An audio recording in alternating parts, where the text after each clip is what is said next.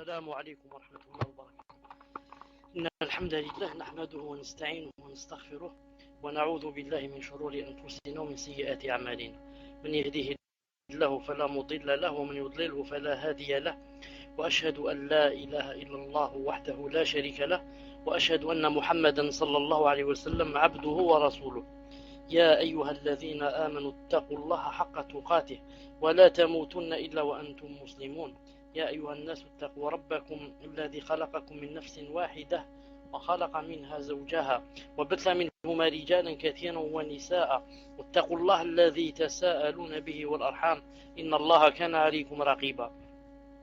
يا أيها الذين آمنوا اتقوا الله وقولوا قولا سديدا يصلح لكم أعمالكم ويغفر لكم ذنوبكم، ومن يطع الله ورسوله فقد فاز فوزا عظيما. ألا إن أصدق الكلام كلام الله، وخير الهدي هدي محمد صلى الله عليه وسلم، وشر الأمور محدثاتها، وكل محدثة بدعة، وكل بدعة ضلالة، وكل ضلالة في النار. حياكم الله جميعا وبياكم dans ce salon, en cette soirée du mercredi 21 d'Ul-Qa'da 1429, ce qui concorde avec le 19 novembre 2008 d'après le calendrier des chrétiens. Avant de commencer, Inch'Allah Ta'ala, je voudrais demander pourquoi je viens d'installer le e-chatter là, mais je ne trouve pas sur quoi il faut appuyer pour entrer dans le salon. C'est-à-dire j'ai installé l'autre, mais il n'y a rien où je ne trouve pas où il faut appuyer pour entrer. Est-ce que vous connaissez la raison, Inch'Allah Ta'ala? Est-ce que vous connaissez la raison? Ensuite, je ne sais pas pourquoi ce programme, chaque semaine il faut le renouveler. Chaque semaine il faut le réinstaller. Comme d'habitude. C'est-à-dire, c'est quoi comme d'habitude? Est-ce qu'il faut rebooter? Action.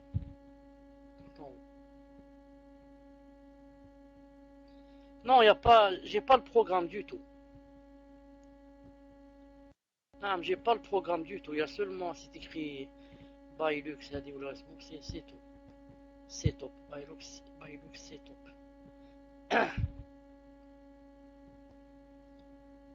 Il faut le réinstaller. Je l'ai réinstallé. Non. Je l'ai réinstallé maintenant. Est-ce que vous pouvez diffuser sans que je sois moi dans ce programme? Vous pouvez diffuser sans que je sois avec vous. Alhamdoulilah, tafadlalou. Vous écrivez le titre, Inch'Allah Ta'ala. 41e, elle est altruiste. Pendant que quelqu'un essaie d'ouvrir l'autre programme et de mettre en stéréo mix. Elle est altruiste. Bismillahirrahmanirrahim. Même en n'étant pas riche, altruiste, vous savez ce que ça veut dire? Altruiste, c'est quelqu'un qui préfère, disons, les autres à soi-même. En arabe, l'altruisme, en arabe, l'ithar. C'est quelqu'un qui préfère, qui dévance les autres sur lui-même. Même en n'étant pas riche, la musulmane imprégnée des principes de l'islam préfère les autres à elle-même.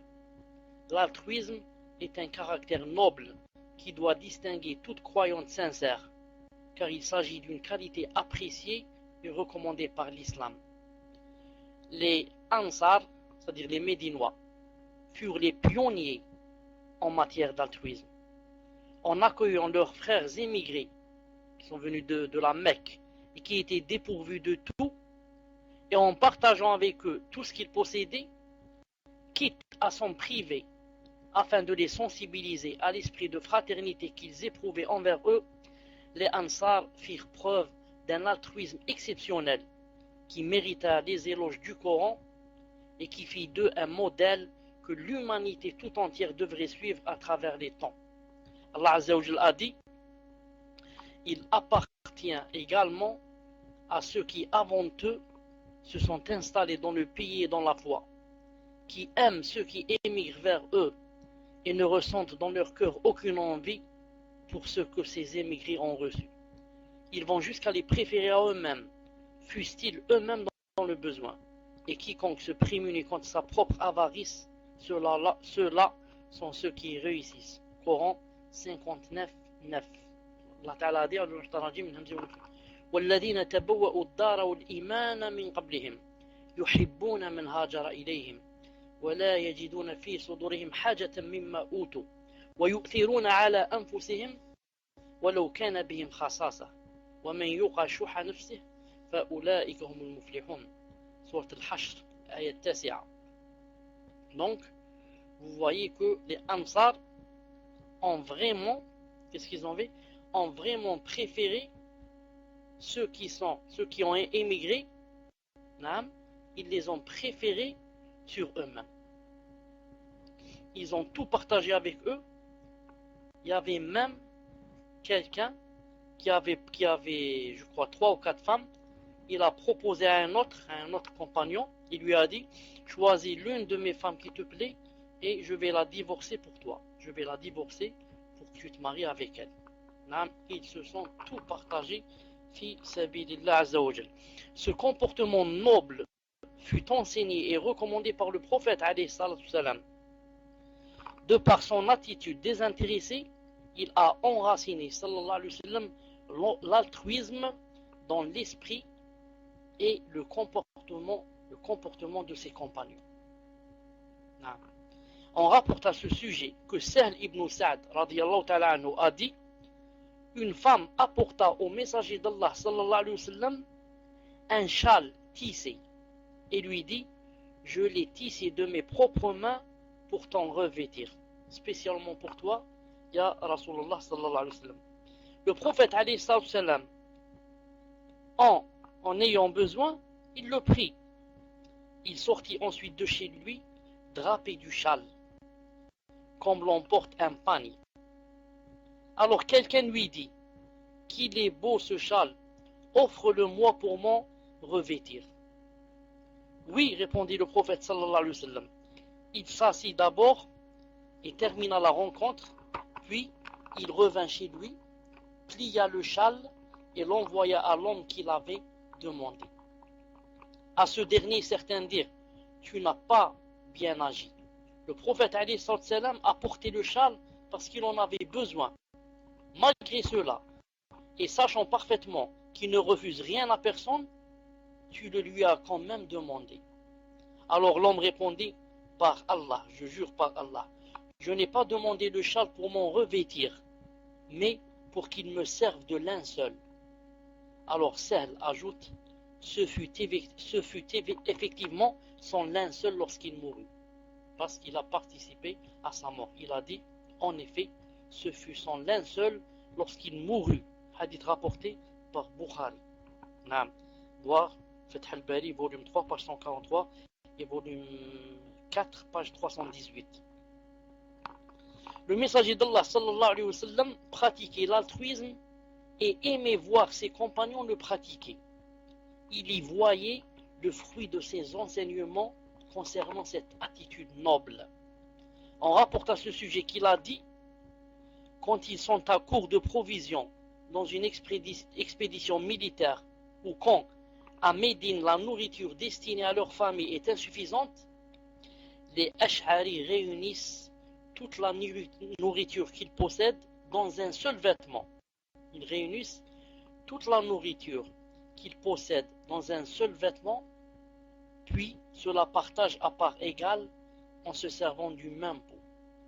En cela, ils font partie des miens et je suis un des leurs. Hadith rapporté par Bukhari et Muslim. Grâce aux recommandations du Coran et de la Sunna, puis grâce à la conduite noble du prophète sallallahu alayhi wa sallam, l'altruisme est devenu une qualité distinctive des premiers musulmans. Ces derniers ont transmis cette valeur de solidarité sociale aux générations qui les ont suivies. Et c'est à notre tour de la concrétiser et de l'enraciner dans les esprits de nos enfants afin de maintenir les liens de fraternité qui caractérisent la société musulmane. 42e, elle est hospitalière. Elle est hospitalière. Vous écrivez: elle est hospitalière. Muslim, est-ce que la salle sur le Itchater est ouverte? Si oui, Si oui, naam, c'est quoi le nom du salon? C'est quoi le nom du salon? Car ce n'est sûrement pas mon salon. C'est quoi le nom du salon? Naam, c'est le même que le vôtre. Naam, c'est étonnant comment on peut avoir deux mêmes salons. C'est étonnant. المهم, elle est hospitalière. La musulmane sincère, écoutez bien ce qui va venir, naam, surtout pour les sœurs. Les frères aussi, mais surtout pour les sœurs. La musulmane sincère accueille la femme qui vient chez elle en hôte avec joie et s'empresse de lui accorder son hospitalité. Ce faisant, elle répond à l'appel que le messager d'Allah a adressé à tout croyant en Allah et au jour dernier. Et qui dit, qu'a dit le messager d'Allah? Il a dit, celui qui croit vraiment en Allah et au jour dernier, qu'il gratifie son hôte. Je répète, celui qui croit vraiment en Allah et au jour dernier, qu'il gratifie son hôte. Qu'il gratifie, ça veut dire qu'il l'accueille bien. Son hôte, hadith rapporté par Bukhari Muslim. Selon les termes du messager d'Allah sallallahu alayhi wa sallam, gratifier son hôte est une récompense qu'on lui doit. C'est un acte qui représente en quelque sorte un signe de reconnaissance envers celui qui nous rend visite, pour nous avoir offert l'occasion d'accomplir cette bonne œuvre qui consolide la foi et plaît à Allah Azza wa Jal.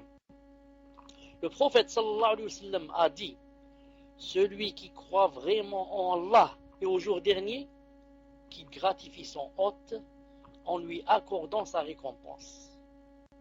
En quoi consiste cette récompense? Lui demanda-t-on.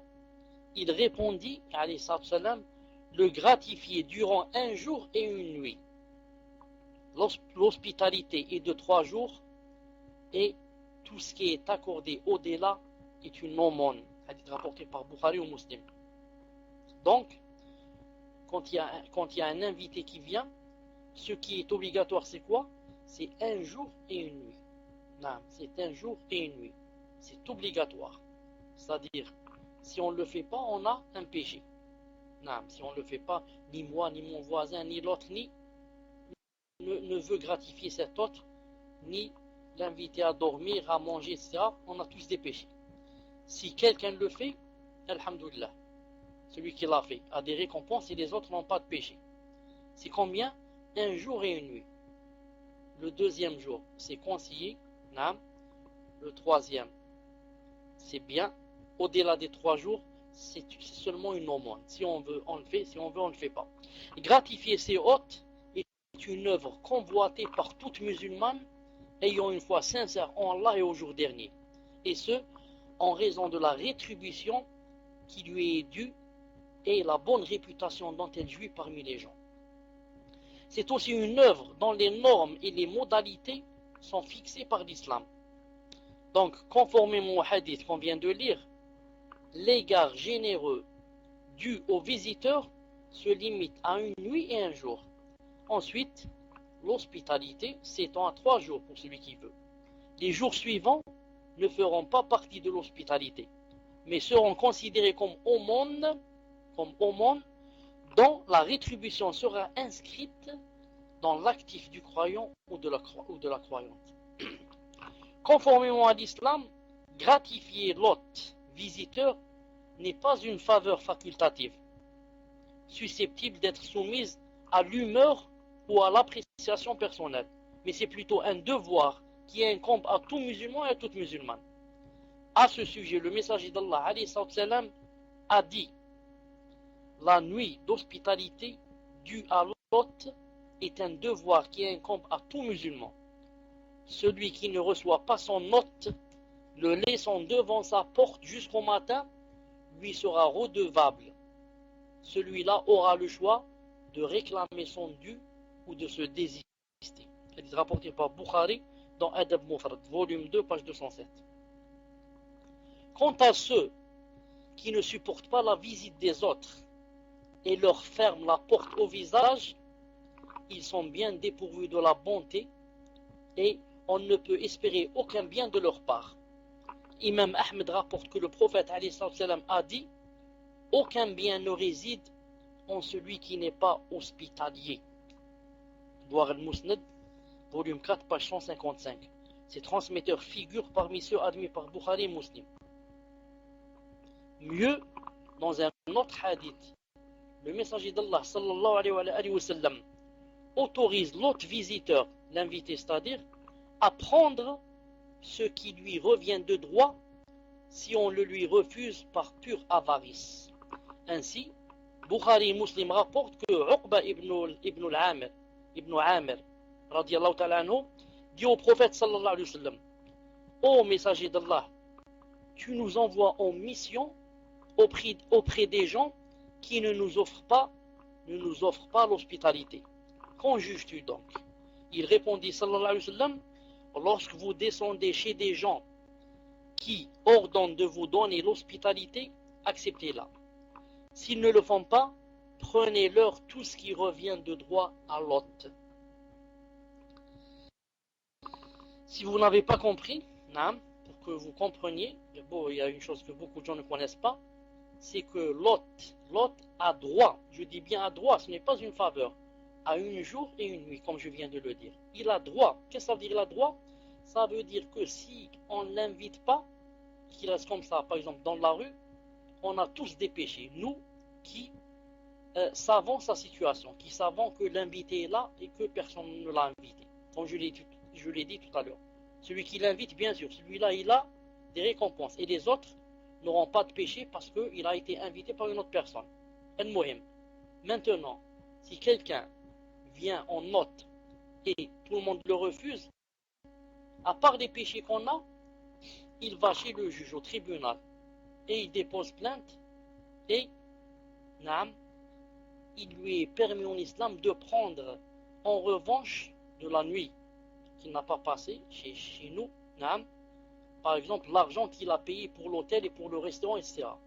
On doit, nous les voisins, le tribunal va nous convoquer et on doit lui donner cet argent, et mieux encore, on doit même peut-être payer une amende. C'est pour ça que le messager de Allah a dit qu'il pouvait prendre, en contrepartie de ce qu'on ne lui a pas fait. Il peut prendre comme ça des choses en contrepartie de ce qu'on ne lui a pas donné. Gratifier l'hôte visiteur est une valeur morale intrinsèque de l'islam. Quelle que soit sa condition de vie, la musulmane sincère ne refuse jamais de gratifier ses hôtes et n'incite jamais son époux à ne pas les accueillir. Car l'islam lui a enseigné que la nourriture destinée à 2 personnes suffit pour 3. Et celle destinée à 3 personnes suffit pour 4. D'après Abu Huraira, qu'Allah Azza wa Jalla l'agrée, le messager d'Allah a dit, la nourriture de 2 personnes suffit pour 3. Et la nourriture de 3 suffit pour 4. Hadith rapporté par Bukhari et Muslim. D'après Jabir ibn Abdullah, radiallahu ta'ala anhu, le messager d'Allah a dit, la nourriture d'une seule personne suffit pour 2. Et celle de 2 suffit pour 4. Et celle de 4 suffit pour 8. Hadith rapporté par Bukhari et Muslim. Subhanallah al-Azim. Vous avez entendu le hadith? La nourriture d'une personne suffit pour 2. Celle de 2 suffit pour 4. Celle de 4 suffit pour 8. Il suffit seulement quoi? De dire Bismillah avant de commencer et d'avoir dans le cœur que Allah Azza wa Jal va faire descendre la baraka. Allah Azza wa Jal va faire descendre la bénédiction. Très vite, on va tous, alhamdoulilah, être rassasiés. Pourquoi? Parce qu'on fait ça pour Allah Azza wa Jal. Allah Azza wa Jal va aider et va descendre quelque chose qui s'appelle la baraka. Et la nourriture de 2 va suffire pour 4 et celle de 4 va suffire pour 8. Ça me rappelle maintenant un autre hadith authentique où le messager d'Allah a dit que le musulman mangeait et buvait dans un seul intestin et que le kafir mangeait et buvait dans 7 intestins. 7. Il mange 7 fois plus que le musulman. D'ailleurs, vous remarquez pour les kuffars comment le fait de manger et de boire, combien ça a d'importance, une très très grande importance, le fait de manger et de boire. il prépare le pique-nique pour manger et de boire un mois et 2 mois à l'avance. Et le tel poisson et tel je ne sais pas, soupe, c'est très très important. Si jamais il loupe cette soupe ou ce poisson, il peut tomber malade. Alors que le musulman, il peut manger un peu de pain, un peu de fromage, un peu de pain, un peu de lait, et il dit alhamdoulilah, il va dormir. Mais le kafir, s'il ne mange pas, c'est très grave. S'il ne mange pas, il y a un plat spécial. Pourquoi? Parce qu'il mange dans 7 intestins. C'est pour ça qu'Allah Ta'ala dit dans le Coran وَالَّذِينَ كَفَرُوا يَتَمَتَّعُونَ وَيَأْكُلُونَ كَمَا تَأْكُلُ الْأَنْعَامُ وَالنَّارُ مَثْوًى لَهُم. Allah Ta'ala dit وَالَّذِينَ كَفَرُوا, les kuffars, يَتَمَتَّعُونَ, c'est-à-dire ils jouissent يَتَمَتَّعُونَ de cette vie. وَيَأْكُلُونَ كَمَا تَأْكُلُ الْأَنْعَامُ, et mangent comme mangent les bestiaux. Et mange comme mangent les bestiaux. Ce n'est pas moi qui ai dit cela, c'est Allah Ta'ala qui a jugé que les kuffars mangeaient comme mangent les bestiaux. Il a dit, enfin il a terminé le verset en disant et leur fin ce sera Jahannam, ce sera l'enfer. Vous avez remarqué que le kafir, Allah l'Adim, qui se croit moderne, qui se croit émancipé, qui se croit je ne sais pas quoi, il mange tout. Il mange les rats, il mange la souris, il mange les cafards, il mange les vers de terre, il mange les tortues, il mange les serpents, il mange le crocodile, il mange le singe, il mange tout, a'udhu billah, tout. Et il se croit émancipé, il se croit civilisé, il se croit la hawla wa la quwwata illa billah. La musulmane sincère ne s'inquiète pas, écoutez bien, la musulmane sincère ne s'inquiète pas du grand nombre d'hôtes qui lui rendent visite. La musulmane sincère n'a pas peur. Quand il y a 4 personnes, 6 personnes qui viennent, elle n'a pas peur. Elle leur réserve plutôt un accueil chaleureux et partage avec eux le repas familial, même s'ils se rendent chez elle à l'improviste et sans lui signaler au préalable leur visite. Elle sait que quelques bouchées de moins ne nuiraient jamais à son estomac, et qu'il est préférable de supporter la faim que de refuser l'hospitalité à celle qui lui rend visite. Elle sait aussi qu'Allah Azza wa Jalla accorde sa bénédiction au repas destiné à un nombre limité quand on le partage avec d'autres personnes, de sorte que tous ceux qui en mangent seront satisfaits. Elle ne trouve donc aucune raison la poussant à recevoir froidement les gens ou leur refuser l'hospitalité convenable. Ça existe chez beaucoup de femmes qui, lorsqu'elles voient des invités, elles veulent tomber en syncope. Elles veulent s'évanouir. Quand les invités viennent, surtout s'ils viennent au moment du manger. Ce n'est pas très poli, mais il arrive qu'ils arrivent au moment du manger. Et surtout, s'il n'y a pas beaucoup à manger, et surtout s'il n'y a que le repas des enfants. Les plus vertueux parmi nos prédécesseurs, représentent l'exemple suprême en matière de générosité envers l'hôte visiteur. Écoutez bien le hadith suivant, il illustre particulièrement ce qu'on vient de dire. Bukhari Muslim rapporte qu'Abu Huraira radiyallahu ta'ala anhu a dit: un homme vint trouver le prophète sallallahu alayhi wa sallam et lui dit: ô messager d'Allah, je suis affligé. Et ça veut dire qu'il mourait de faim. Le prophète alayhi wa sallam envoya alors à ses épouses quelqu'un pour leur demander si elles pouvaient le nourrir.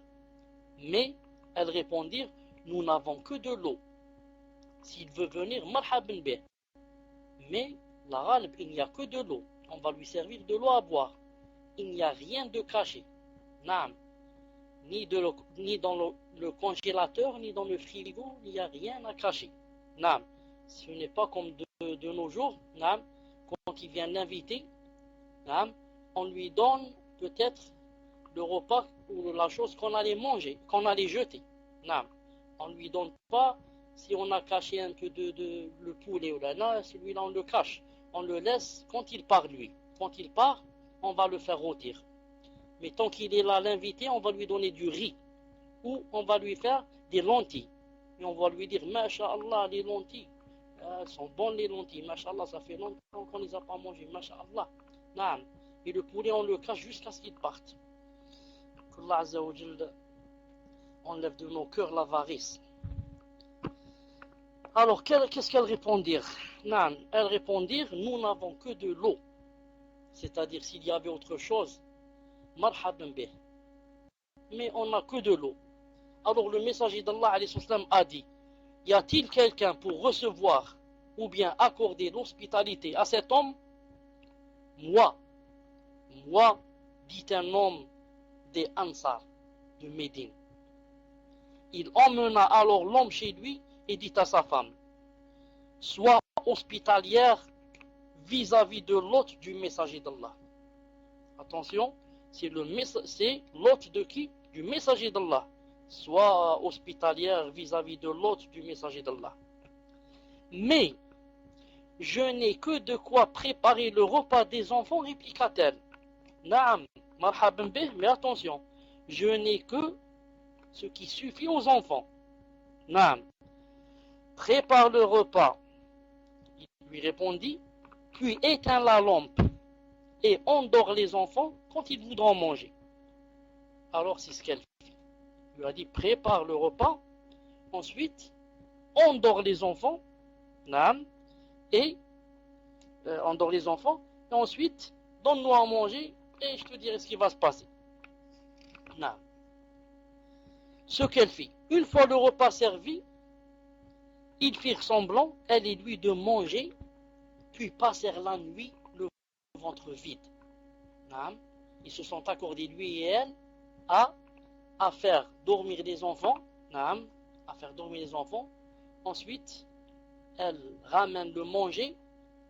Ensuite, elle fait tomber la lanterne et elle dit, il n'y a plus de lumière, comme ça, ils seront à 3 devant le manger Hada.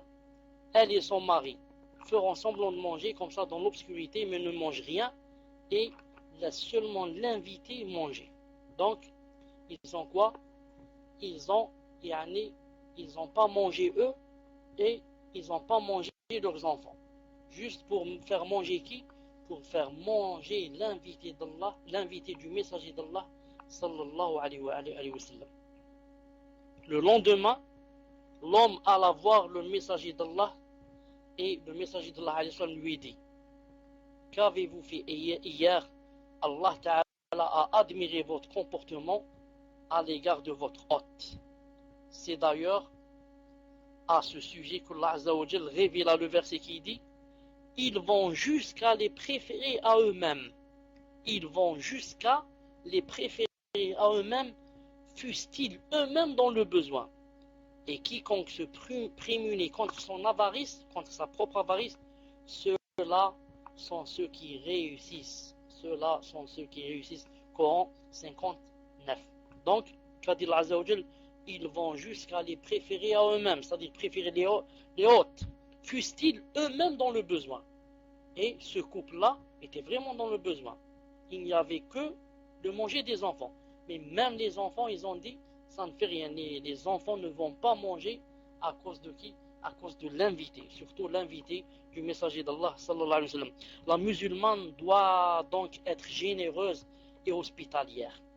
Elle doit accueillir ses hôtes, visiteuses, avec une cordialité qui leur signifie qu'elles sont les bienvenues. À l'instar du poète arabe Hatim al-Ta'i qui avait dit, qu'est-ce qu'il avait dit ce poète? Il a dit, j'adresse un sourire cordial à mon hôte avant même qu'il ne quitte sa monture. Alors malgré la sécheresse de ma situation, il me verra fertile en hospitalité. Car l'hospitalité généreuse ne consiste pas à multiplier les repas, mais à réserver un accueil chaleureux. 43e, elle est reconnaissante. 43. Elle est reconnaissante. Vous écrivez? Alhamdulillah. La musulmane sincère et loyale. Elle accorde suffisamment la considération qui convient au bienfait des autres tout en leur exprimant sa gratitude.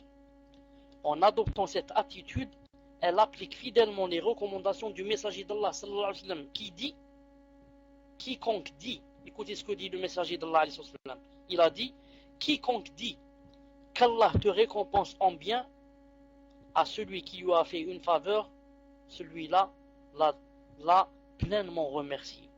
Hadith rapporté par Tirmidhi, volume 4, page 380, qui le juge apprécié, excellent, mais singulier. Hassan, Jid, Gharib. Naam, c'est un hadith authentique, je l'ai lu chez Sheikh Al-Albani. Je dis, le messager d'Allah a dit, quiconque dit à quelqu'un qui lui fait une faveur, quand tu lui dis qu'Allah te récompense en bien, Jazakallahu khayran, Jazakallahu khayran, qu'Allah te récompense en bien. Ça veut dire que tu l'as pleinement remercié. Pas plus que cela. Il dit aussi, celui qui, au nom d'Allah, vous demande de le protéger, accordez-lui protection. Celui qui, au nom d'Allah, vous demande un bien, accordez-le lui. Celui qui vous fait une faveur, récompensez-le. Écoutez bien, celui qui vous fait une faveur, rend service, te donne une chose, ceci, récompensez-le. Si toutefois, vous ne trouvez rien à lui offrir en récompense, invoquez fréquemment Allah en sa faveur. Faites-lui des doigts jusqu'à ce que vous estimiez que vous l'avez récompensé. Hadith jugé authentique, rapporté par Abu Daoud, volume 2, page 172, et Ahmed ibn Hanbal, volume 2, page 68. Hadith authentique. Si quelqu'un te fait une faveur, quelqu'un te fait un cadeau, rends-lui l'appareil, ou mieux encore si tu peux. Mais si jamais tu n'as pas pour lui rendre le cadeau, ni le même cadeau, ni mieux, qu'est-ce que tu as? Tu as les doigts. Barakallahu fik, jazakallahu khairan, ahsanallahu ilayk, barakallahu laka fi malik, as'al Allah an yaftah alayka min rizqi, as'al kada, na'am, jusqu'à ce que tu sentes, na'am, que, alhamdulillah, il est tout joyeux. Il n'a pas besoin seulement de ton argent et de ton cadeau. Mais les doigts, des fois, na'am, surtout pour le vrai croyant, sont mieux que le cadeau. Na'am.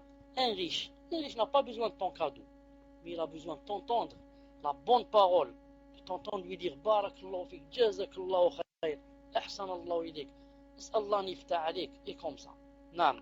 Pour la musulmane avisée, exprimer sa gratitude envers celle qui lui a rendu service n'est pas un comportement social dicté par des intérêts humains, mais c'est plutôt une pratique recommandée par la religion. Il se peut même que celle qui lui rend service ne satisfasse pas ses aspirations ou bien les satisfasse de façon partielle. Malgré cela, elle doit lui manifester sa reconnaissance et la remercier pour la noblesse d'esprit qui l'a incité à s'être montrée bienfaisante vis-à-vis d'elle. Conformément à l'islam, la reconnaissance est principalement laissée à l'initiative de l'autre de faire ce bien sans prendre en considération les effets attendus de la bienfaisance en elle-même. L'essentiel est le geste et l'intention sincère de rendre service aux autres. Il suffit que cela nous soit manifesté par quelqu'un pour être dans l'obligation de lui exprimer notre gratitude. L'islam insiste sur cette attitude noble au point de considérer que la gratitude due à Allah ne saurait être parfaite de la part du croyant que lorsqu'il exprime régulièrement sa gratitude à ses bienfaiteurs parmi les humains. L'esprit d'un homme habitué à ne pas remercier les gens pour leurs bienfaits envers lui est un esprit ingrat qui n'accorde aucune valeur au service rendu. Cet esprit-là n'est pas disposé à rendre grâce à Allah Azza wa Jal, celui qui lui accorde pleinement toutes sortes de bienfaits et de faveurs. À ce propos, le messager d'Allah sallallahu alayhi wa sallam a dit: ne sera pas reconnaissant envers Allah quiconque n'aura pas remercié les gens. Hadith rapporté par Bukhari Muslim dans Adab Mufrad, hadith sahih. Vous avez entendu le hadith? Ne sera pas reconnaissant envers Allah celui qui n'aura pas remercié les gens. Il y a certaines personnes, quand les gens leur font des faveurs, qu'est-ce qu'ils disent? Dans leur cœur, ils disent alhamdulillah, c'est Allah qui m'a donné cette chose. Nous on dit, on est d'accord, c'est Allah Ta'ala qui t'a donné cette chose. وَمَا بِكُم مِّن نِعْمَةٍ فَمِنَ اللَّهِ. Il n'y a aucune ni'ma qui peut venir sans Allah Azza wa Jal, sans la volonté d'Allah. Mais Allah Ta'ala a choisi cette personne ou ces personnes pour te donner sa ni'ma, pour te donner son argent, pour te donner son bien. Il a choisi des personnes. Ces personnes-là, il faut les remercier. Si tu ne les remercies pas, tu n'as pas remercié Allah Azza wa Jal. Donc il faut savoir joindre entre deux choses.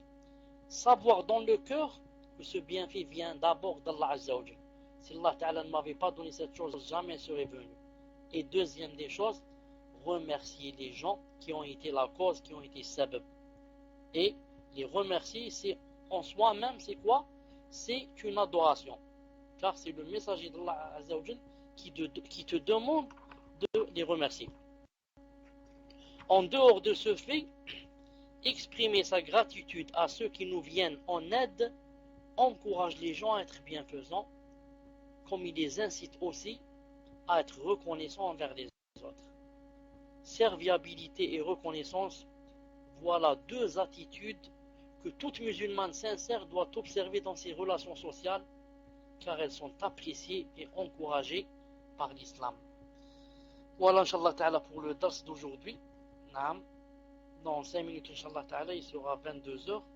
On commencera, bi'idhnah Ta'ala, les questions. Le temps aussi que j'essaye d'installer le programme de Itchater, Inch'Allah. Subhanakallahumma wa bihamdik, ashhadu an la ilaha illa ant, astaghfiruka wa atubu ilayk. Assalamu alaikum wa rahmatullahi wa barakatuh. Mettez le courant, Inch'Allah.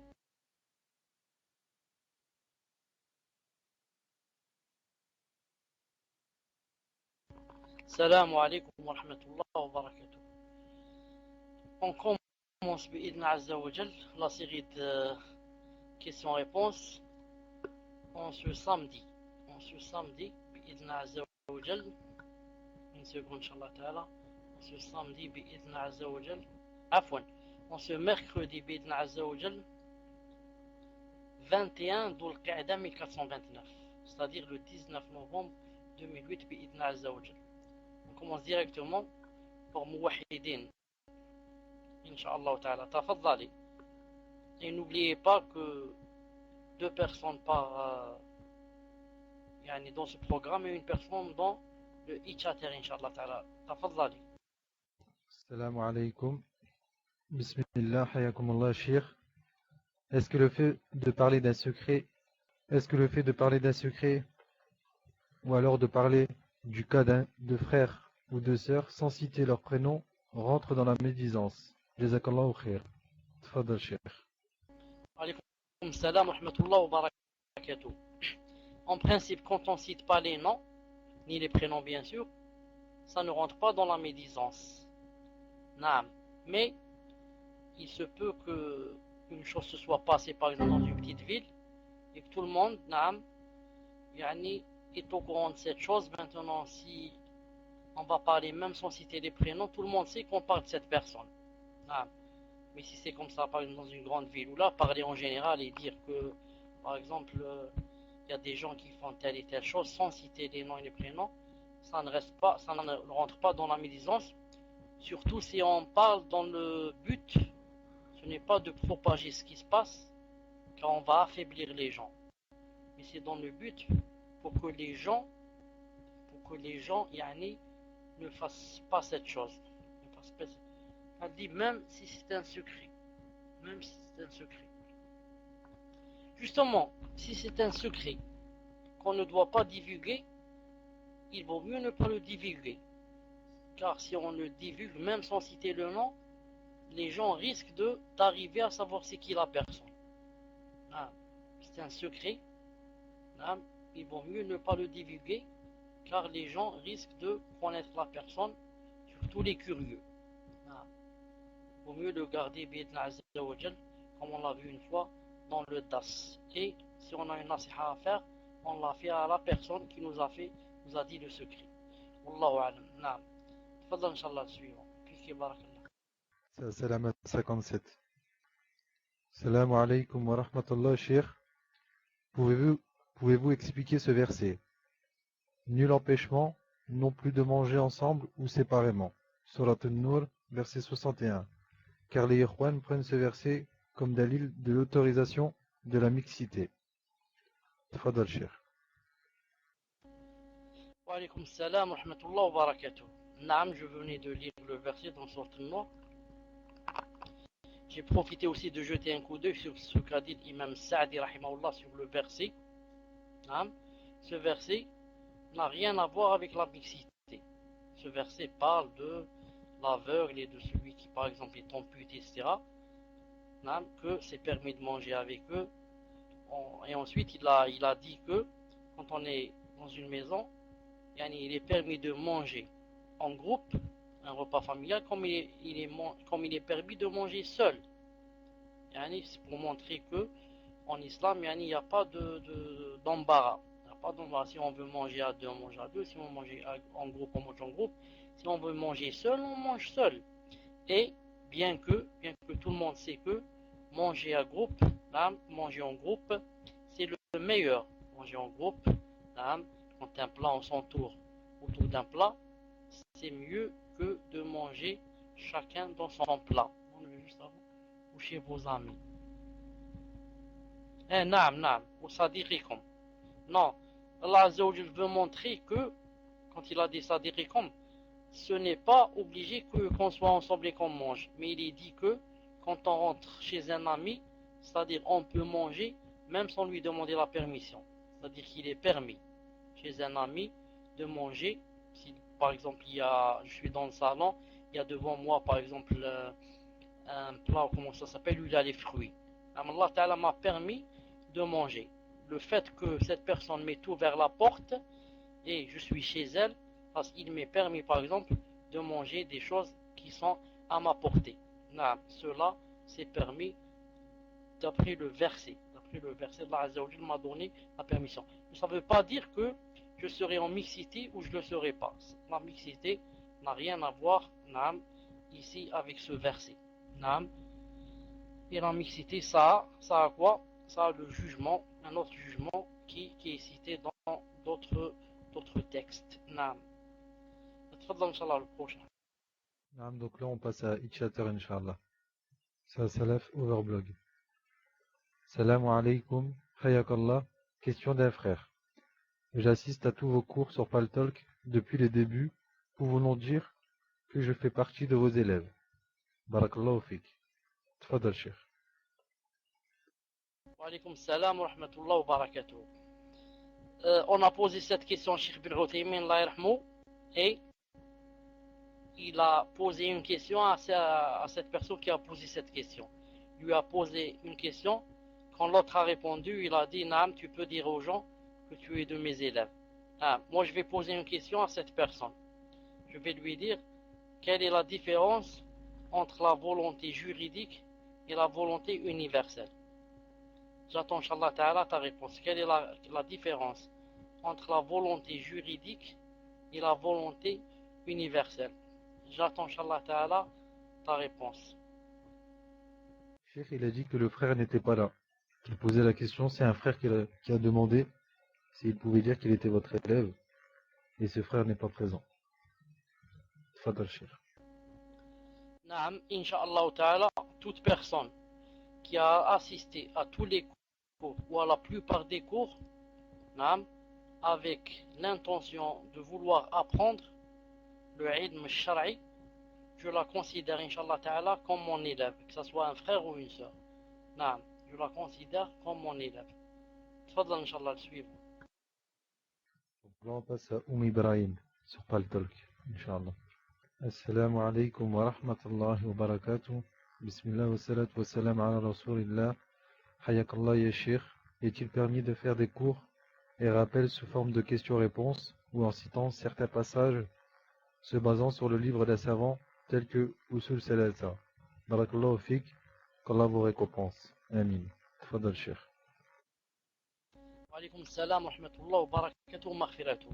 Naam, il est permis de faire des cours sous forme de questions-réponses. Car poser une question, ça rentre dans l'apprentissage du din.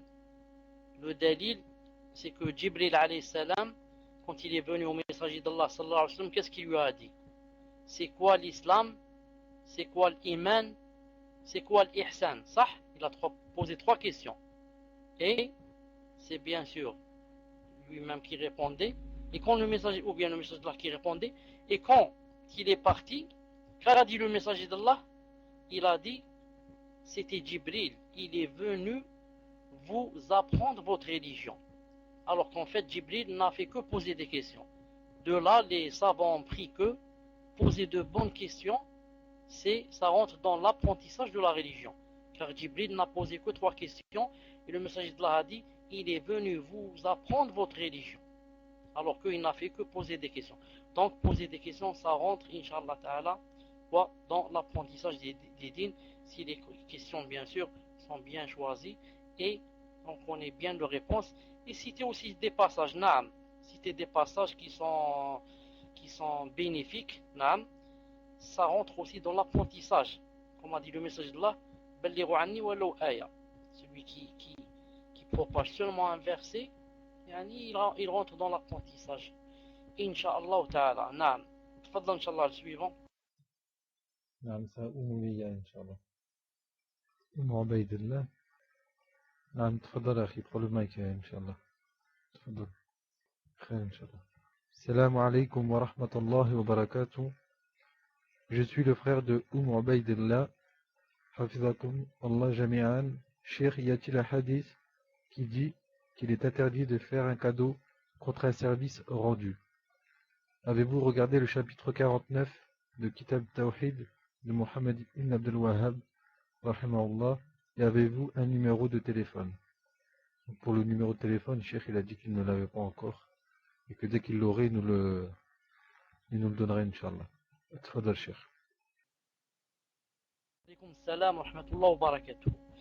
J'espère, Inch'Allah Ta'ala, vous donner le numéro de téléphone mercredi prochain, Inch'Allah Ta'ala. Mercredi prochain, Inch'Allah Ta'ala, je vous donnerai le numéro de téléphone bi'idna Azza wa Jal.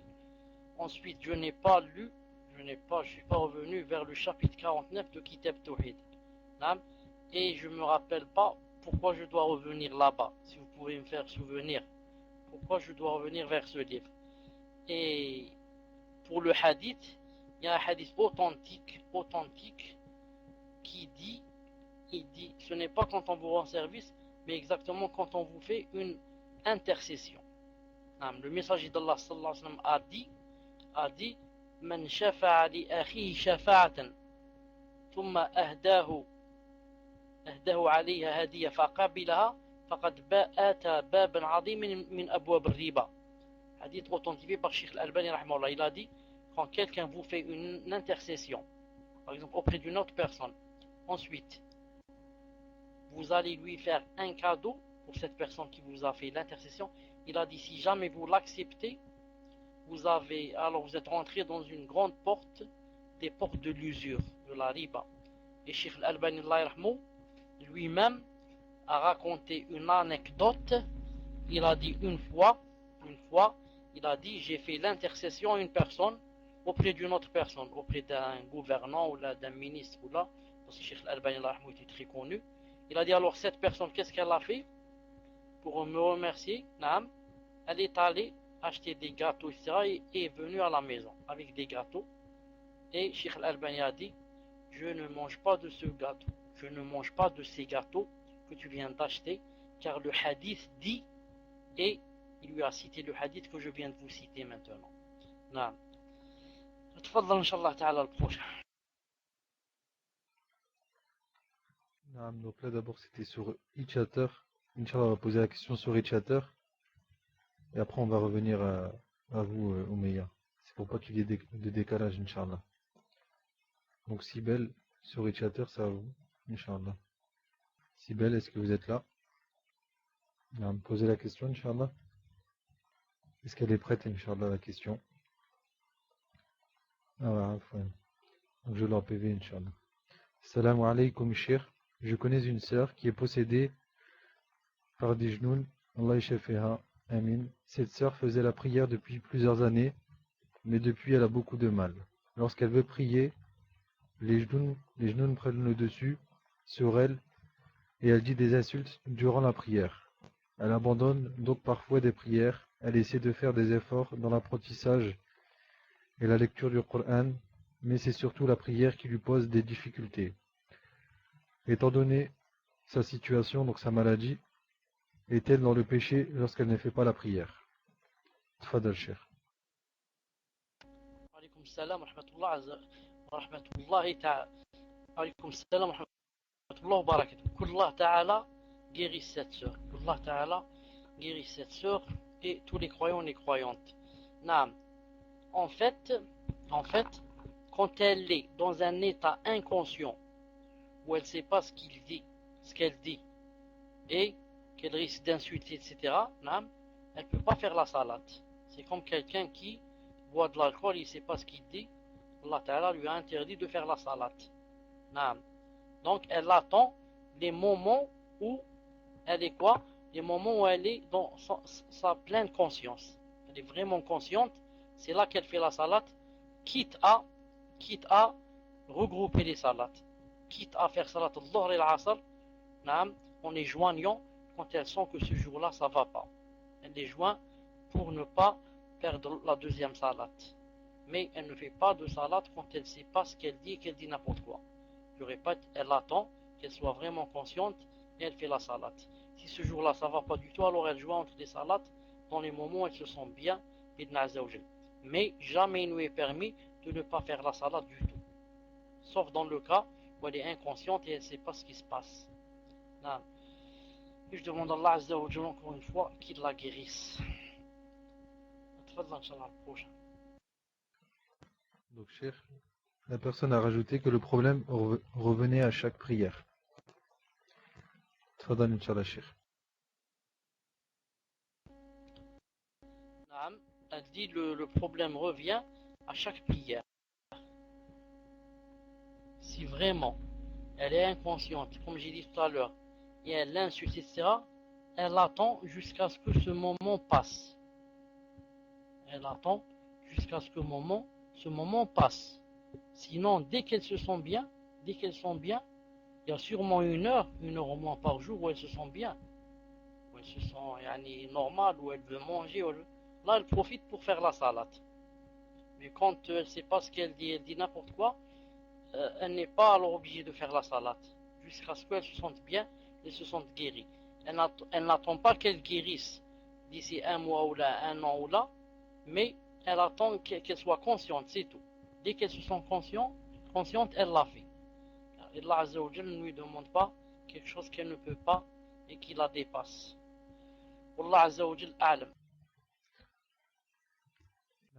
Cher, j'ai eu la formation en PV par rapport aux frères qui vous demandaient si vous étiez revenu sur Kitab Tawhid. Et donc il vous avait demandé de revenir sur Kitab Tawhid par rapport au shirk dans l'obéissance. Il vous avait parlé d'une explication du shirk dans l'obéissance et il vous avait demandé en fait de relire le chapitre 49 si je ne me trompe plus. Je ne sais plus quel chapitre. Alors là-bas.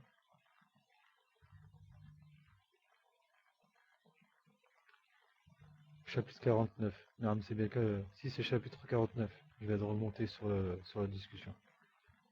Et donc je vais vous demander en fait de revenir dessus et de lui donner plus d'informations par rapport à la question de la dernière fois. Donc là je vais lire la question de Oumeya. Salam alaykum shoukhana. Ma question concerne la aqida. Nous avons vu que les piliers de l'adoration sont au nombre de 3.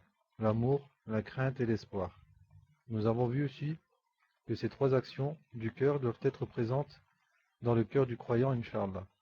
En faisant des recherches, un frère nous a informé qu'il y avait divergence chez les savants sur la manière dont le croyant doit avoir la présence en lui de l'amour d'Allah, la crainte d'Allah et l'espoir en Allah. Certains savants disent que le musulman doit avoir cela en équilibre et ne pas avoir d'excès d'un côté ou de l'autre, et d'autres savants sont d'avis que lorsque le croyant est jeune, entre parenthèses donc la jeunesse, on doit avoir plus de crainte en Allah, car c'est l'âge où il est facile de faire beaucoup de péchés. Et quand on est vieux, on doit avoir plus d'espoir, car un vieux a déjà vécu sa vie et porte en lui le poids de ses péchés passés. Ma question est de savoir, est-ce que l'avis des savants qui disent que l'on Ma question est de savoir, est-ce que l'avis des savants qui disent que l'on doit avoir plus de crainte quand on est jeune et plus d'espoir quand on est vieux, est-ce que c'est parce que nous vivons dans une époque où la foi est faible et de grandes fitna, ou est-ce que les savants du passé ont aussi dit la même, la même chose? Quel est selon vous l'avis le plus juste et pourquoi? Barakallahu fikum shaykhana. Tfadal shaykh. Wa alaykoum salam wa rahmatullahi wa barakatuh. Afwan. En fait, naam, s'il n'y a pas ces trois choses, s'il n'y a pas l'amour, la crainte, et rappelez-moi c'est quoi le troisième? Le hub, le khouf, le raja, et l'espoir. L'espoir, naam. Si on n'a pas l'amour, on ne peut pas adorer quelqu'un qu'on n'aime pas. Si on n'a pas l'espoir, on ne peut pas adorer quelqu'un dont on n'espère rien. Naam. Là, on va se dire, là, il va nous châtier. Il va... Et s'il n'y a pas la crainte, on ne peut pas adorer Allah Azza wa Jalla quand on va faire tout le haram. Naam. C'est pour ça que ces trois choses, les trois facteurs, on doit les avoir en soi, mais qu'est-ce qu'on doit yani, faire dévancer sur l'autre? Cela dépend de la personne et cela dépend de aussi quels sont ses points faibles et ses points forts. Quels sont ses points faibles et ses points forts. C'est pour ça que les savants disent, pour quelqu'un qui a beaucoup peur d'Allah, il faut l'équilibrer avec l'espoir. Sinon, là, celui-là, il va tellement avoir peur qu'il va peut-être plus adorer Allah Azza wa Jal. Et celui qui a beaucoup d'espoir, il faut aussi équilibrer avec la peur. Et comme ça, l'essentiel c'est quoi? C'est d'avoir les trois à la fois et de savoir comment les équilibrer en général. Maintenant, ceux qui ont dit, quand il est jeune c'est comme ça, quand il est vieux c'est comme ça, tout cela c'est bien sûr, c'est quoi? Ça rentre dans les efforts des savants. Les efforts des savants qui disent des choses d'après les situations et d'après les temps. Mais ce que je veux dire, et je répète, l'essentiel c'est de les avoir les trois. Et quand on a beaucoup de crainte, il faut se baser sur l'espoir. Quand on a beaucoup d'espoir, il faut revenir vers la crainte. Et comme ça. Wallah subhanahu wa ta'ala a'lam. Naam. Wallah subhanahu wa ta'ala a'lam. Donc c'est Minhajul Haq. Par contre, Cheikh, Inch'Allah, si vous l'autorisez, j'avais une annonce à faire par rapport à des frères du nord de la France qui ont pour but en fait de créer une association pour la Da'wa Salafiyya. Et cette association en fait est en cours. Et si vous permettez, en fait, je voulais mettre un lien pour contacter donc cette association, car ils sollicitent en fait le soutien des frères et sœurs. Alhamdulillah. Barakallahu fikum Cheikh. Donc en fait, ils sollicitent le soutien des frères et sœurs par rapport donc à des dons, soit matériels ou soit financiers, pour la location d'un local assez grand, pour pouvoir accueillir des frères et sœurs et faire des rassemblements un peu comme Centre al-Furqan, Allahu A'lam. Et donc pour avoir plus de détails, Inch'Allah, je vais vous poster le lien. Voilà, donc j'invite les frères et sœurs à aller sur le lien, Inch'Allah, et à parler autour de vous. Donc je vais lire la question de Minhajul Haq, et Inch'Allah, après je poserai le lien sur la roue. Barakallahu fikum ya Sheikh. Donc la question, Assalamu alaikum wa rahmatullah ya Sheikh, Ahsanallahu ilayk. Ya Sheikh, finalement je donne mon tour à une sœur qui a apparemment une question urgente. Khair Inch'Allah. Jazakallahu khayran ya Sheikh, et qu'Allah le Tout-Puissant vous préserve, ainsi que vos proches. Amin. Assalamu alaikum wa rahmatullah ya khati, votre épouse de ma part, barakallahu fikum. Donc la question de Ubaydillah. Salam alaikum Sheikhana, une sœur vous demande dans quelles conditions peut-elle se marier sans l'autorisation de son père. Sa situation est très difficile, son père refuse tous ses prétendants sans raison. Il lui a interdit de prendre des cours d'arabe et de din, il lui interdit la mosquée, il lui interdit le djilbab, il a divorcé avec sa mère, et même sa mère est très instable psychologiquement.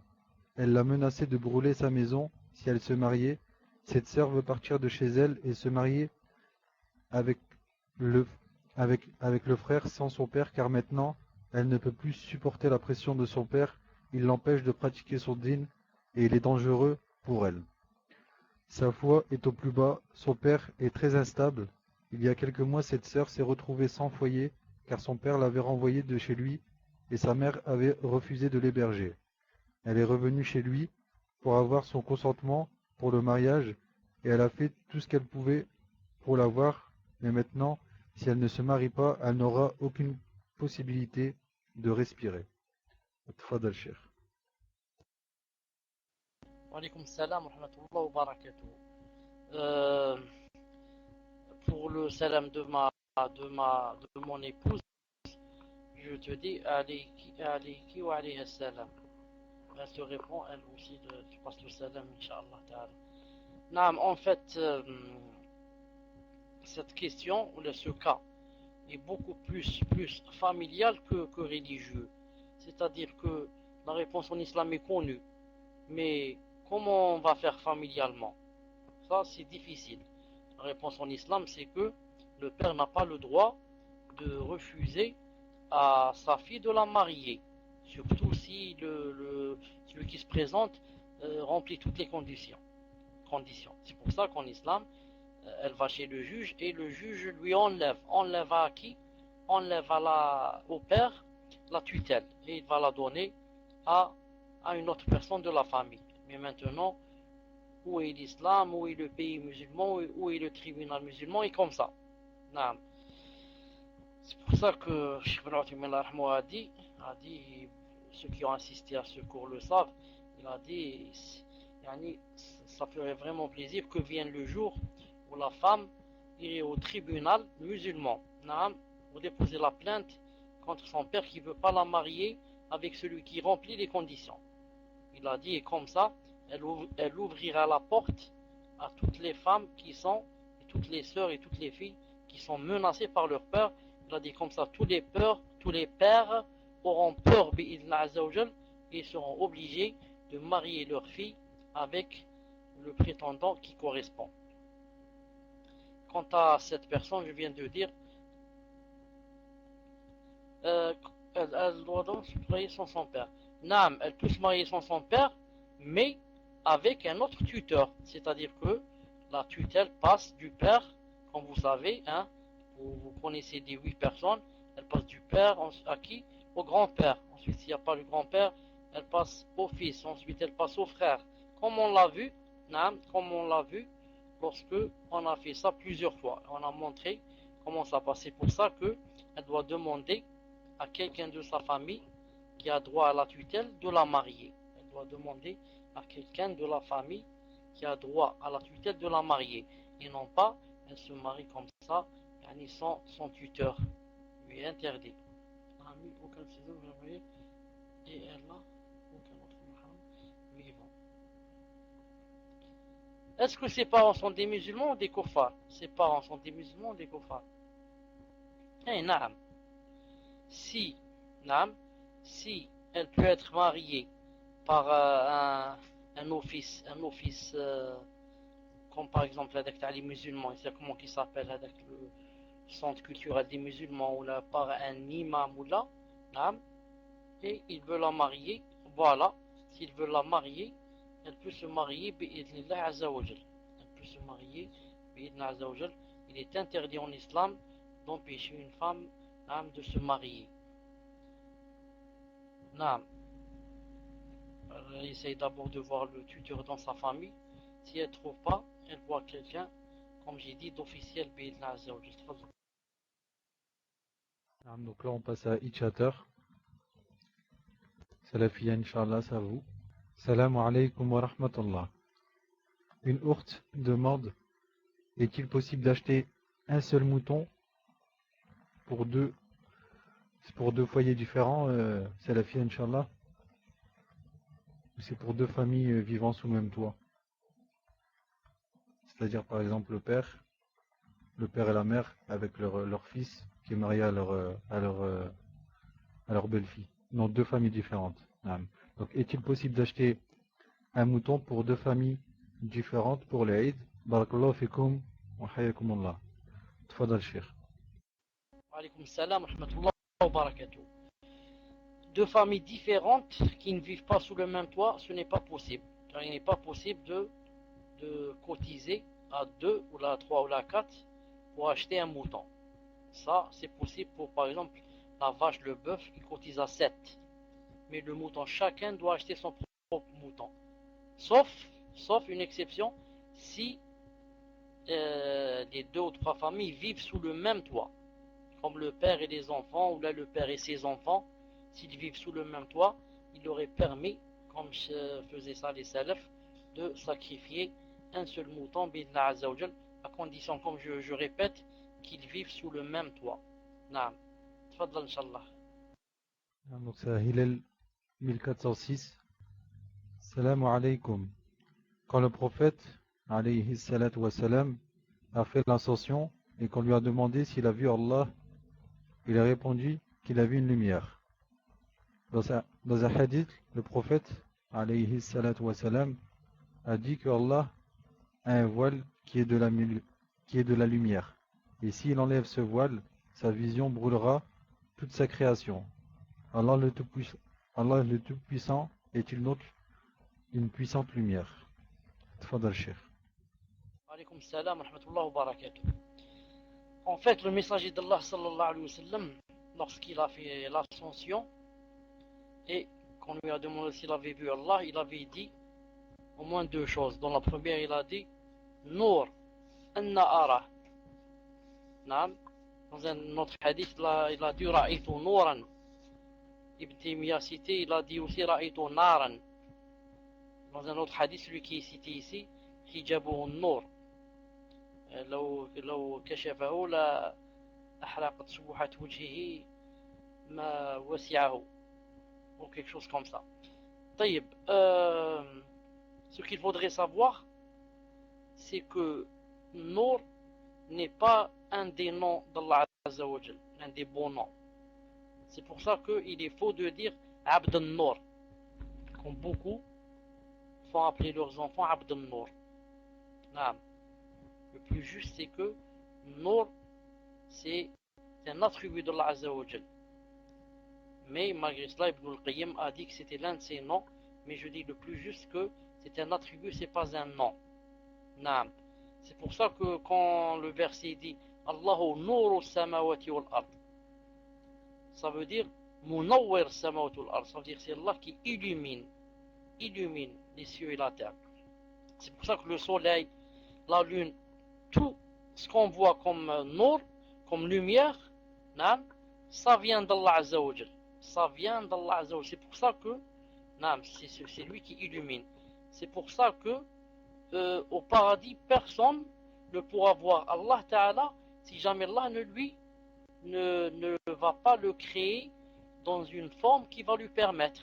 C'est-à-dire que, étant comme ça avec nos yeux, les yeux qu'on a et le cœur qu'on a, on ne peut pas voir Allah Ta'ala. Pourquoi?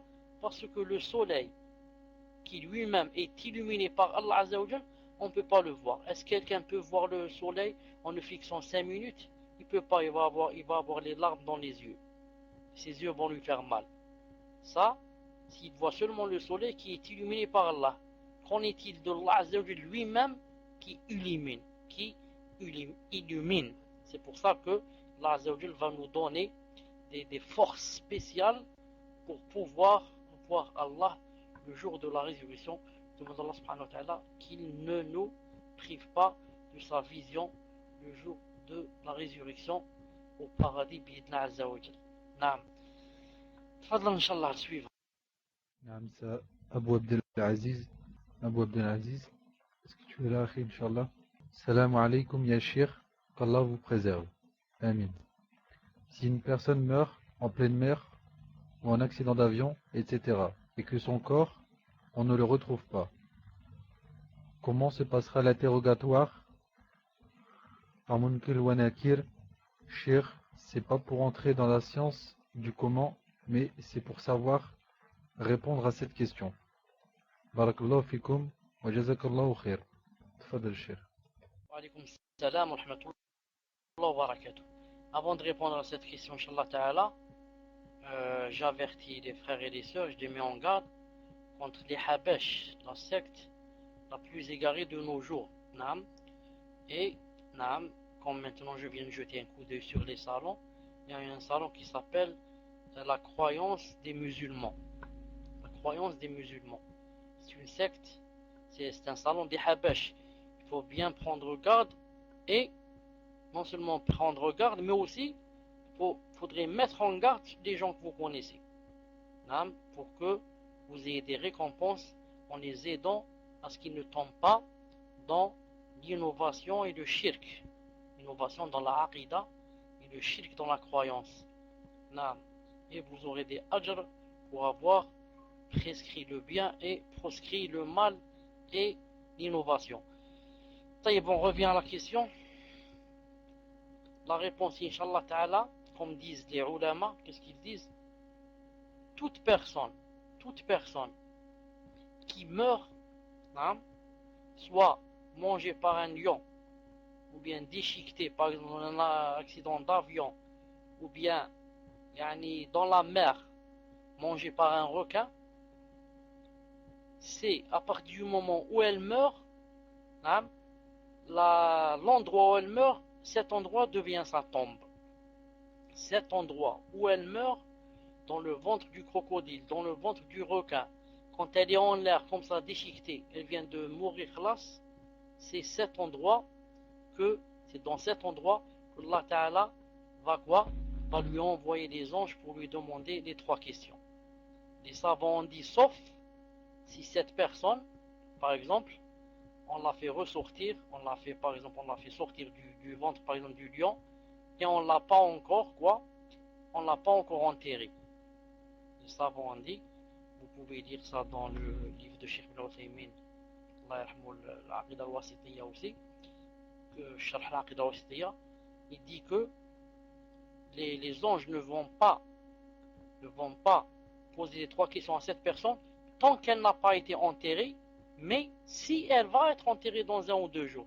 Mais si jamais cette personne ne va pas être enterrée, ou bien elle a été mangée par un lion ou là, c'est dans le ventre du lion et c'est dans le ventre du crocodile qu'Allah Ta'ala va envoyer les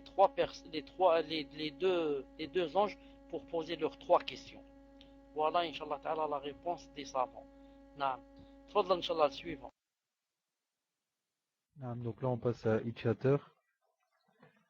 C'est la question de Abdillah. Assalamu alaikum wa rahmatullah. Ahsanallahu ilaykum. Une sœur demande. J'aimerais savoir, Inch'Allah, si une sœur a le droit d'entreprendre plusieurs propositions de mariage en même temps pour ensuite faire son choix, Inch'Allah. Ce que je veux dire par là, c'est que différentes personnes lui ont présenté des frères différents et ce presque en même temps. Doit-elle attendre d'avoir refusé la première proposition pour ensuite étudier la deuxième, ou bien peut-elle faire son choix parmi les deux en même temps?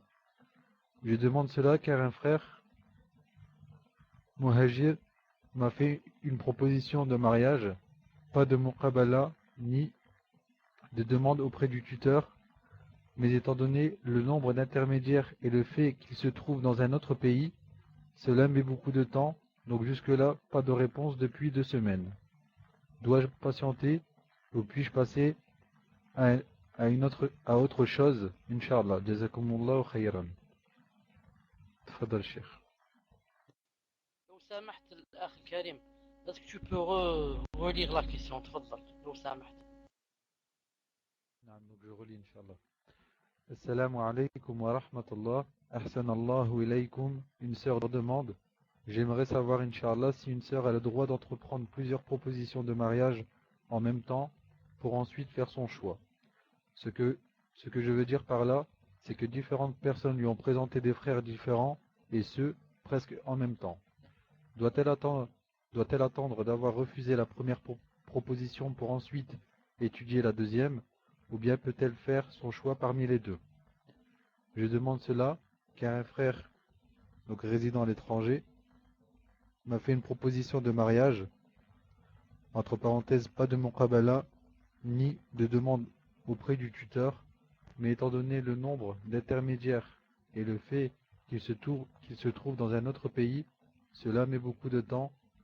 Donc jusque-là, pas de réponse. Depuis 2 semaines. Dois-je patienter ou puis-je passer à autre chose, Inch'Allah? Jazakumullahu khayran. Tfadal, Cheikh. Wa alaykum salam wa rahmatullah wa barakatuh. Pour cette sœur, Inch'Allah Ta'ala, elle n'est pas obligée de patienter. Non, elle n'est pas obligée de patienter. Elle peut passer à autre chose. Bi'idhna azza wa jal. Ensuite, quand quelqu'un sait qu'une personne a déjà, s'est proposé déjà pour une sœur, bien sûr, tout le monde sait qu'une deuxième personne n'a pas le droit d'aller demander cette sœur. Mais il arrive que quoi? Il arrive que 2 ou 3 personnes, par exemple, se présentent à la même sœur, sans que l'un des 3 sache. Ça veut dire que tous les 3 ne savent pas qu'ils ont demandé la même sœur. Dans ce cas, elle est libre de choisir entre les 3. De choisir entre les 3 et d'accepter un et de rendre 2. Ou bien de les rendre tous les 3. Et comme ça. Naam. Tfadal, Inch'Allah, suivre. Donc là, c'est Abou Selma. Salam alaykoum. Ma question est sur l'alimentation. Quelle est la règle sur l'alcool dans les nourritures ou dans les sauces? Exemple, dans un yaourt, j'ai vu des raisins trempés dans 2,5% d'alcool. Barakallahu fik. Tfadal, Cheikh.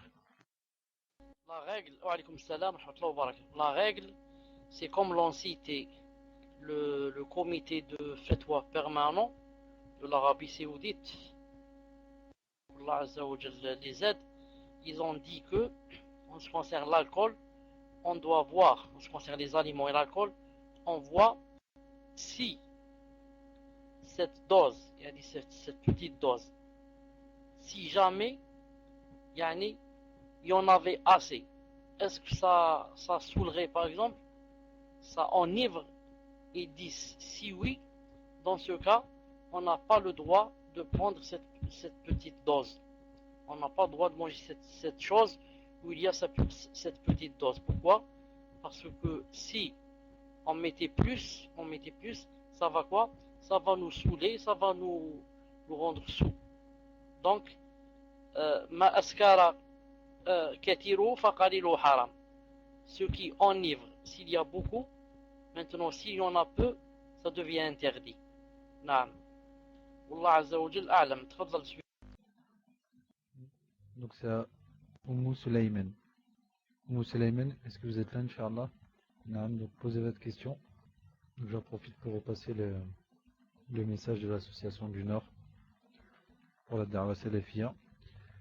Et Oum Sulayman, si la question n'est pas encore prête, alhamdulillah. Mettez 1 si la question est terminée. Oum Sulayman, alhamdulillah, barakallahu fikum. Salam alaykoum. Que doit faire une femme lorsqu'elle a eu un rapport, puis par la suite s'est purifiée par le grand lavage, et qu'après cela, elle sent le liquide de l'homme sortir de ses parties intimes, quelquefois un peu avant la salate, et parfois même en pleine salate? Doit-elle interrompre la salate et refaire ses ablutions? Doit-elle se laver les parties? Et doit-elle changer son vêtement ou accouler el-mani? Tfadal, Cheikh. Wa alaykum salam wa rahmatullah wa barakatuh. En ce qui concerne maintenant, je remarque qu'il n'y a plus d'électricité. Une seconde, Inch'Allah ta'ala. Une seconde. Ah, Cheikh, vous êtes là, Inch'Allah? Si vous êtes là, dites-moi si je répète la question. Si Inch'Allah vous vous en rappelez. Est-ce que je répète ou alors vous vous en rappelez?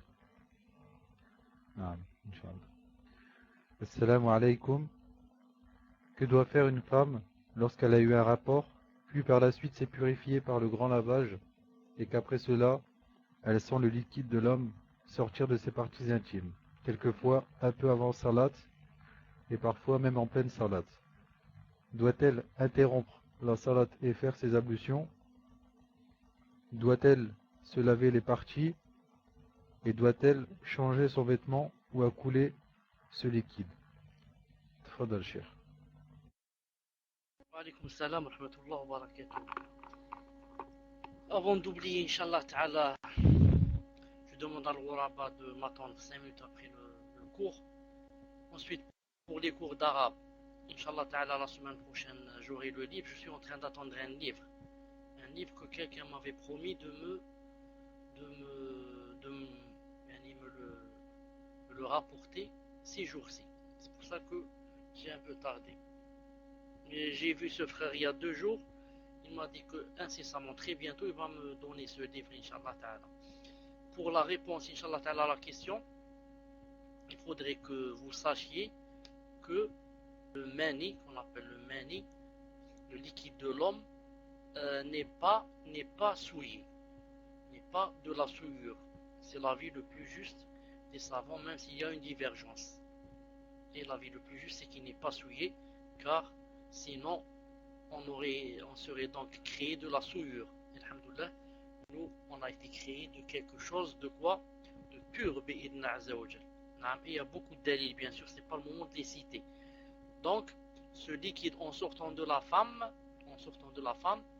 il ne la souille pas, elle, puisqu'il n'est pas souillé, et il ne lui annule pas ses ablutions, à elle aussi. Et encore, elle n'est pas obligée, bien sûr, de faire le rostre, de faire le lavage après ce liquide. Mais en principe, quand elle est partie se laver, faire le grand lavage, elle devait bien se laver, surtout les parties intimes, pour que ce liquide ne reste pas à l'intérieur d'elle-même. Mais si après il coule, il n'annule pas ses ablutions et il ne lui annule pas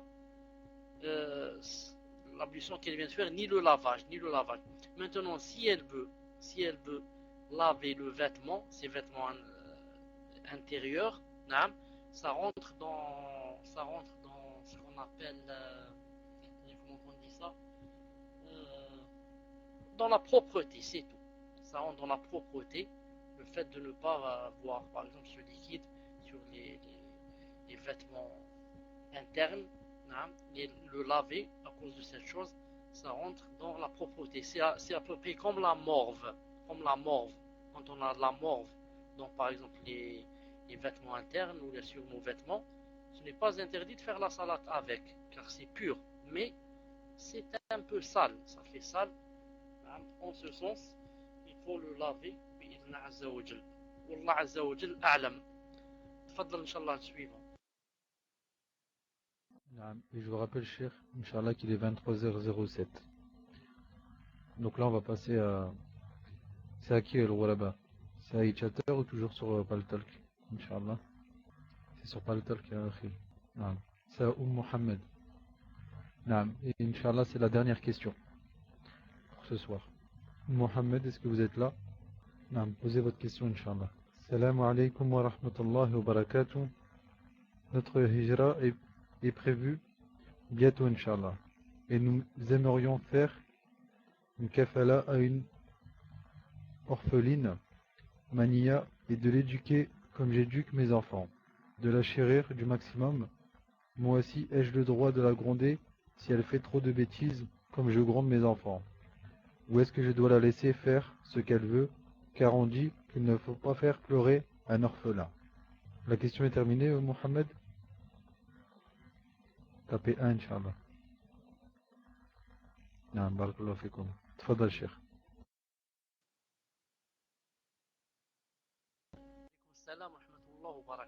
En fait, ne pas faire pleurer un orphelin, c'est quand on veut lui faire du mal.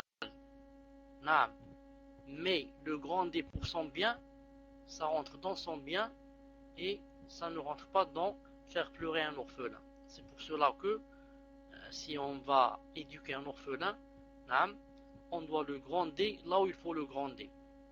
Car pourquoi? C'est pour son bien, pour qu'il s'éduque bien, pour qu'il craigne Allah, pour qu'il ait peur d'Allah et pour qu'il s'élève bien et comme ça.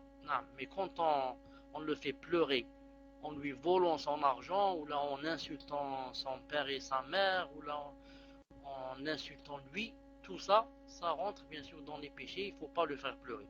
Mais si on le fait pleurer pour son bien, Inch'Allah Ta'ala, car c'est une chose obligatoire ici par exemple, naam, de l'éduquer, de lui faire peur, etc. Naam. Mais toutefois, et de petites tapes sur la main comme les enfants, naam, la même chose. C'est comme un enfant. C'est pour ça que il ne faut pas faire la différence seulement en le tapant par exemple lui sans taper les enfants, ou bien en le grandant lui sans grandir les enfants. Ça, c'est interdit. Mais si on le met au même niveau que les enfants, Inch'Allah Ta'ala, on le grande quand on grande aussi les autres, Inch'Allah Ta'ala, ce n'est pas interdit. Allah Subhanahu wa Ta'ala a'lam. Fikum barakallah. Je vous donne rendez-vous Inch'Allah Ta'ala pour samedi. Subhanakallahumma wa bihamdik. Ashhadu an la ilaha illa ant astaghfiruka wa atubu ilayk. Assalamu alaikum wa rahmatullahi wa barakatuh.